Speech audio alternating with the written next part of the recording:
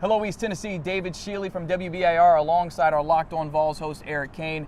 56-0. That's the final score between Tennessee and Tennessee Tech. It's been 7 decades since the Golden Eagles have scored on the Vols. 70 years. Is that good?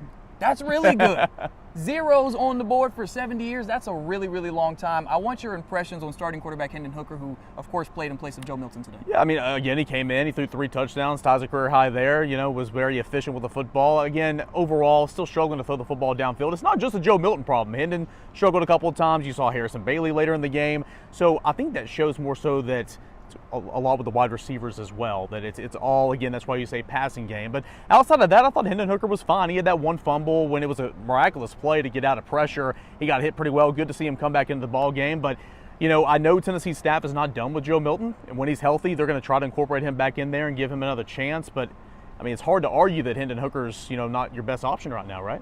Yeah, and you know what? Coach mentioned in the press conference he needs to see those deep balls connect because they have not been connecting, like you mentioned, from all 3 quarterbacks, not just Milton. Everyone wants to criticize Milton. It's not just him. And then the pace. He says the pace is nowhere where he needs it to be. What do you think this offense needs to do as they get ready for SEC play? Well, they need to get healthy. You need to get Joe Milton back into the fold. You need to get Cooper Mays. It starts up front at your center position.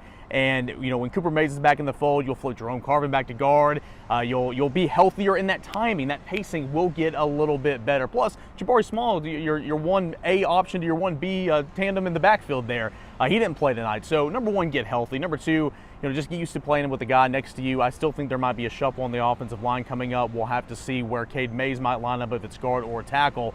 But just kind of getting familiar with the guy next to you again, I think will improve the pacing and continue to protect the football like you did today, because if you turn it over against Florida, against Missouri the following week, against Alabama in a couple of weeks, you will not have a chance in that game. Yeah, absolutely. And you spoke about turnovers. Well, the Tennessee defense, the one that people have been criticizing for not getting turnovers, well, Tennessee Tech brought out 3 quarterbacks. All 3 of them threw interceptions.